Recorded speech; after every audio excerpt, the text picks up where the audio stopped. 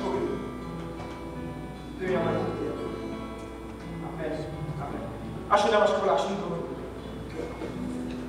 পিতার সঙ্গে ধন্যবাদ দেয় সুন্দর আরাধনা করার জন্য।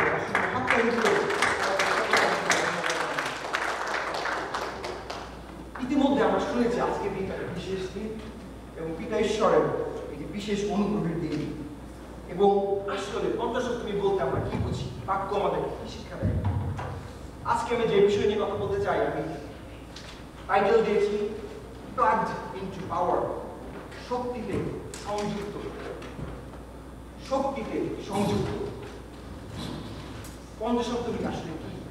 পেন্টিকস্ট কি? পেন্টিকস্ট শব্দটি এসেছে গ্রিক শব্দ পেন্টেকস্টে, এবং যার অর্থ হচ্ছে 50তম। এটি মূলত ইহুদি উৎসব, ফিস্ট অফ উইকস, আর এটাকে সাবুত বলা হয়ে থাকে, তো যা প্যাসোভারের পরের দিন থেকে উদযাপিত হয় এবং সেটার সাথে সম্পর্ক রয়েছে।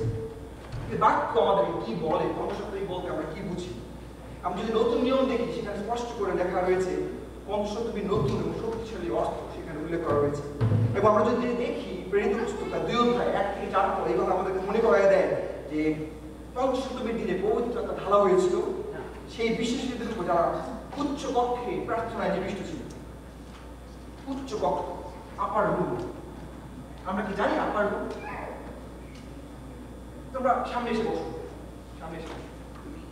আপার রুম, যেখানে পবিত্র আত্মা অবগমন করেছিল, যেখানে পবিত্র আত্মা নেমে এসেছিল শিষ্যদের উপরে এবং অন্যান্য সকলের উপরে, যা সেখানে উপস্থিত হয়েছিল। আপার রুম জায়গাটা কোন জায়গা আসে? বাক্য কি বলে? আপার রুম সেই রুম যেখানে প্রভু তার শিষ্যদের সাথে প্রভু ভোজে তিনি মিলিত হয়েছিলেন। আপার রুম সেই জায়গা যেখানে প্রভু মাঝে মাঝে গমনাগমন করতেন। আপার রুম একটি ঘর। কার ঘর? সাধু মার্ক। সাধু মার্কের মায়ের একটি একটি সুন্দর ঘর, বড় ঘর, সেখানে অনেক লোক একসাথে বসতে পারে। এবং প্রভু তিনি বলেছিলেন তার যাওয়ার আগের সময়, তোমরা এই ঘরে আমার জন্য তুমি অপেক্ষা করবা, কারণ আমি এই জায়গায় তোমাদের সাথে আমার আত্মা তোমাদেরকে ঢেলে দেব। কবে আসবো? বলা হয়েছিল পঞ্চসপ্তমীর দিন আগে আমার আত্মা তোমাদের উপর ঢেলে দেব।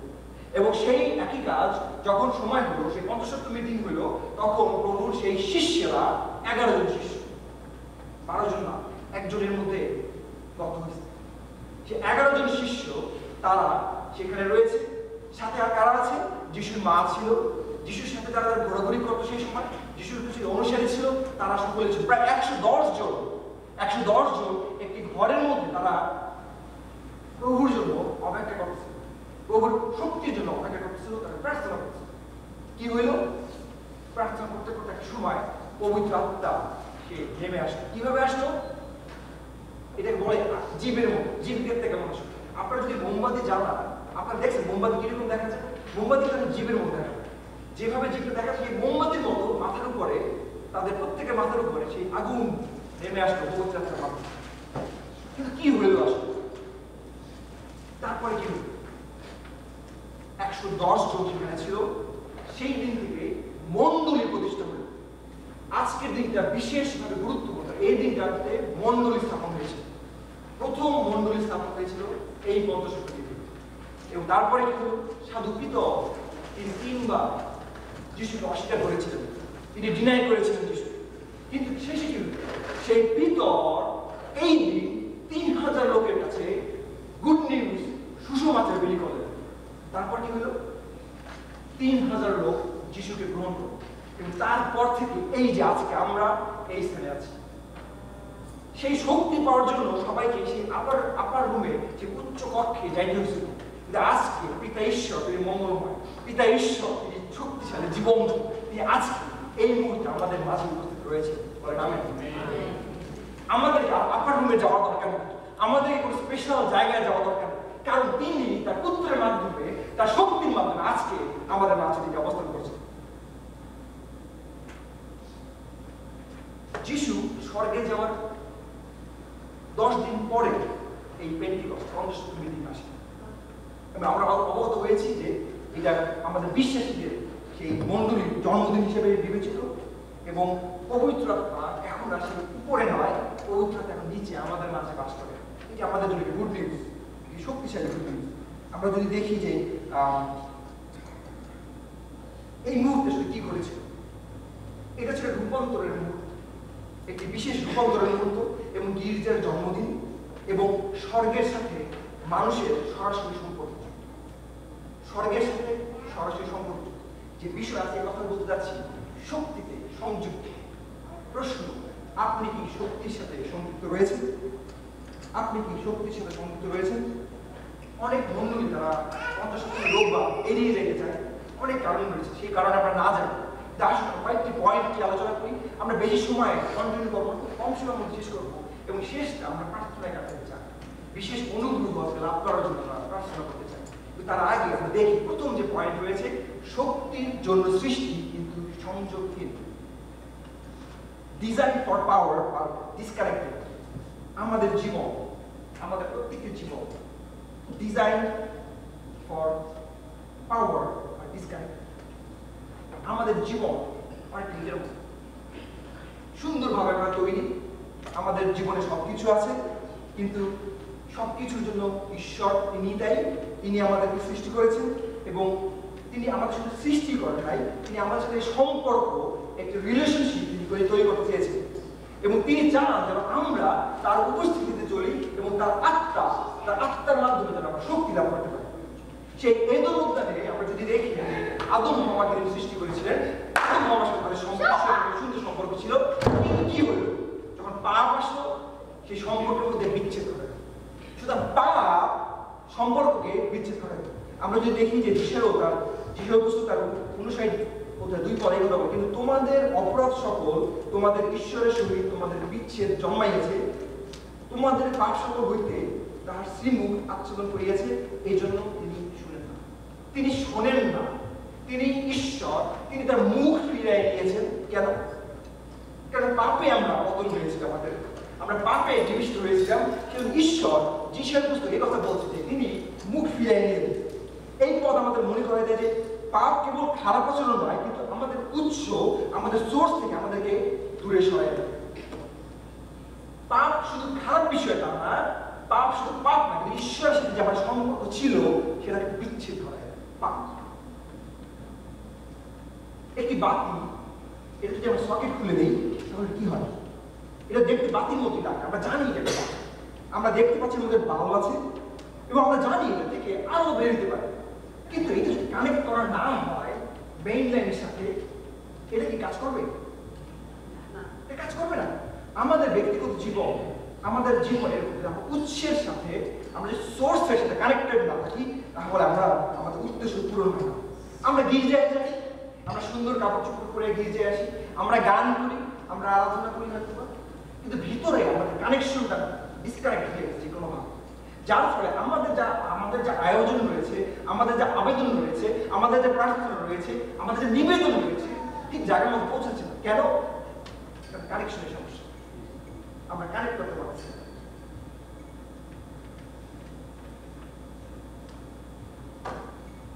আমরা দেখতে পাচ্ছি লাইটটা কত সুন্দর, কত দামি, দেখে মনে হচ্ছে খুবই দামি, গোল্ডেন কালারের, কিন্তু কোনো ভ্যালু নাই। আমাদের প্রত্যেকের জীবন আমাদেরকে সুন্দর করে ঈশ্বর তৈরি করেছে, সুন্দর করে সৃষ্টির শ্রেষ্ঠ জীব ঈশ্বর তৈরি করেছে, কিন্তু কোনো ভ্যালু নাই যদি আমরা সংযোগবিহীন থাকি, যদি ঈশ্বরের সাথে আমাদের কানেকশন না থাকে। আপনাদেরকে আমি একটি গল্প বলতে চাই। আপনারা জানেন যে চেরাগ মানে কি? চেরাগ কেউ জানেন? চেরাগ নাম শুধু চেরাগ আলী। চেরাগ মানে কি? চেরাগ মানে বাতি, রাইট? চেরাগ মানে বাতি। আপনাদেরকে অপদার্থ মানে জানেন? অপদার্থ অর্থ কি? না, ওটা তো বলে এমনি আসুন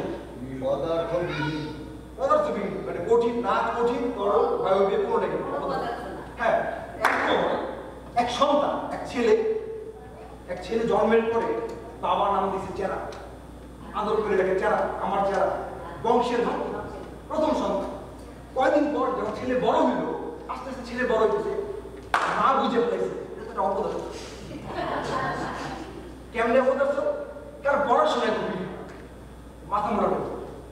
এখন সেই চেরা আস্তে আস্তে বড় হইতেছে, চেহারা বাবা আদরকের মতো চেহারা, কারণ বংশের প্রথম ছেলে দেখে বাবা।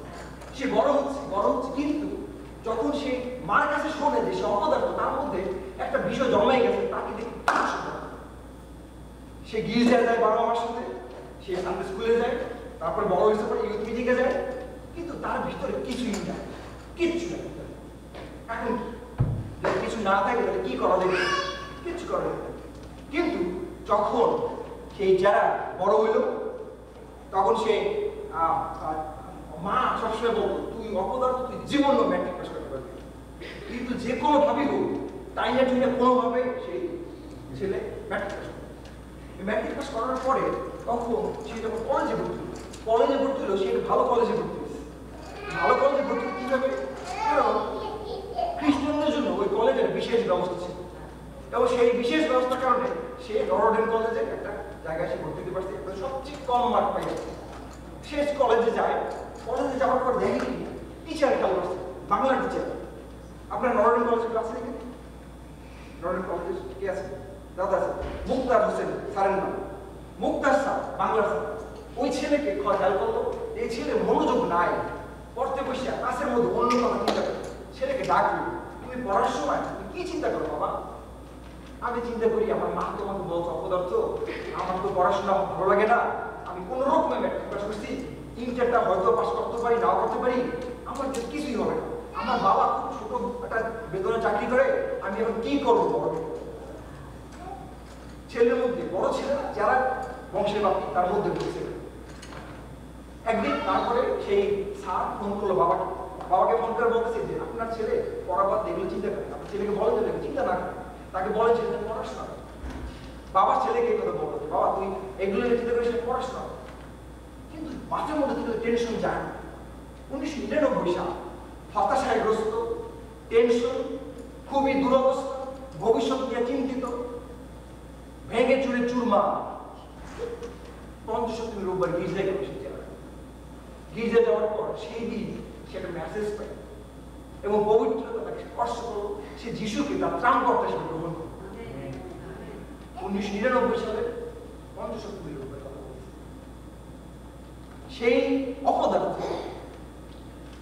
তারপরে 2000 সালে ইন্টারমিডিয়েট পাস করলো, তাই না? তার বাবা কোনদিন বিশ্বাস করে সে ডিগ্রি পাস করতে পারে।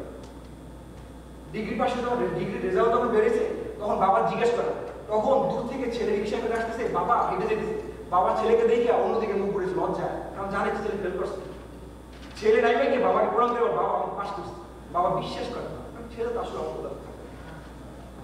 সেই ছেলে চাকরিতে ঢুকলো, সেই ছেলে ঈশ্বর তাকে মানে ব্যাংকে চাকরি করে দিল, যখন তার অন্যান্য বন্ধুরা তখন পড়াশোনা শেষ করতে পারে না। সে স্কুলের শেষ বেঞ্চে বসত, সে কলেজের সবচেয়ে খারাপ স্টুডেন্ট ছিল, কিন্তু সে ব্যাংকে চাকরি করা শুরু 2004 সালে। সে 10 বছর ব্যাংকে কাজ করার পরে কোনোভাবে সে অন্য কোনো জায়গায় গেল, দেশে আসলো। ঈশ্বর মঙ্গলময়, শুধু আপনাকে তাকে স্বীকার করতে হবে, সে শক্তিশালী। আপনাকে স্বীকার করতে হবে এবং আপনাকে সারেন্ডার করতে হবে নিঃস্বার্থভাবে। সেই অপদার্থ গত বছর তার 25তম জন্মদিন পালন করছে ঈশ্বরের সাথে। কেন জন্মদিন? কারণ যিশুকে গ্রহণ করছে, তার জন্মদিন। কেন? কারণ নতুন জন্ম ছিল, তার দ্বিতীয় জন্মদিন। সে তার দ্বিতীয় জন্মদিন পালন করছে, 25তম জন্মদিন, এবং সেই এই পুলপিটে বসে প্রচার করেছে, এবং সেই অপদার্থ আজকে এখানে বসে প্রচার করতেছে তার 26তম জন্মদিন। কিন্তু অপদার্থকে ঈশ্বর ঘুরে দিয়েছিল একটা সিদ্ধান্তে, সেই 50তম দিনের সিদ্ধান্ত। 1999 সালে 50তম রোববার সমস্ত কিছু উলটপালট করে দিয়েছে। আমি কোন যোগ্যতা তার ছিল না, কিন্তু ঈশ্বর সমস্ত কিছু নিয়ন্ত্রণ নিয়ে নিয়েছে। তিনি নিয়ন্ত্রণ নিয়েছেন প্রত্যেকটি পরিচালনা, প্রত্যেকটি ফুটস্টেপে, প্রত্যেকটি কথাবার্তা, প্রত্যেকটি কাজকর্ম, প্রত্যেকটি পড়াশোনা, প্রত্যেকটি ঘরের বাইরে যাওয়া, ঘরের ভিতরে সবকিছু। আজকে সেই রকম আশীর্বাদ ঈশ্বর আমাদের প্রত্যেক করতে যাচ্ছে। ঈশ্বর সেই ধরনের আশীর্বাদ আমাদের প্রত্যেক করতে যাচ্ছে। বহু বাক্য কথা বলে যে প্রেরিত পুস্তকার 1:8 তোমরা শক্তি পাবে যখন পবিত্রতা তোমাদের উপরে আসবে, এবং তোমরা আমার সাক্ষী হবে। আমি আজকে সাক্ষী বহন করতে চাই, আজকে আমি টেস্টিমনি ক্যারি করতে চাই আমার জীবনের শেষ দিন পর্যন্ত। আমরা এই প্রার্থনা আপনারা প্রত্যেকে সেই পিকুলন্ডির মতো যে সাক্ষ্য বহন করেন। আমি প্রার্থনা করতে যাবো সেই সম্মানিতের মতো সাক্ষ্য তিনি 31 তারিখে এসে বলেছেন ঈশ্বর কিভাবে তাকে জীবিত রেখেছিলেন। জীবিতদের দেশে এই ভদ্রলোক এখনো জীবিত আছে কেন? ঈশ্বর দয়া সাক্ষ্য গ্রহণ করার জন্য। যে কদিন বাঁচবেন সাক্ষ্য গ্রহণ করে বলে নামে। দ্বিতীয় পয়েন্ট, প্রতিশ্রুতি আজও দ্য প্রমিস স্টিল স্ট্যান্ড। শুধু 99 সালে আমি সেই পঞ্চসপ্তমীর রোববারে যিশু গ্রহণ করে নেই, কিন্তু সেই প্রতিশ্রুতি আমি যিশুর কাছ থেকে পেয়েছিলাম যা তিনি প্রতিটি বিশ্বাসীকে দিয়েছেন।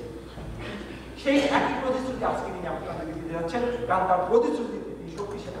এবং বাক্যের কথা আমি আবার বলতে চাইছি একই কথা, তোমরা শক্তি পাবে যখন পবিত্র আত্মা তোমাদের উপর আসবে এবং তোমরা আমার সাক্ষী হবে। সেই আপার রুমে যে ঘটনা ঘটেছিল, আপার রুমে যা হয়েছিল সেই ঘটনা এখনো ঘটে।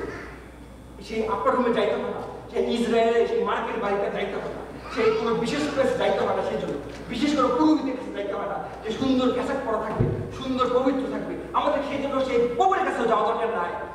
আপনার হৃদয় নিয়ে, আপনার মন নিয়ে, আপনার প্রাণ নিয়ে প্রভুর কাছে আসতে হবে এবং এই প্রভু সেইভাবে আমাদের আশীর্বাদ করতে চান। তৃতীয় পয়েন্ট, যখন আগুন নামলো, when the fire fell, যখন আমি প্রতিশ্রুতি গ্রহণ করলাম তখন আরো গভীর কিছু করতে শুরু করবো এবং এটি কিন্তু রূপান্তর। কারণ একটা সময় মা বাবা অপদার্থ, কিন্তু রূপান্তর করছে সে অপদার্থতা নাই। তার কাজে কর্মে কথায় বার্তায় কোনো কিছু কিন্তু অপদার্থ নাই, ঈশ্বর রাখে না।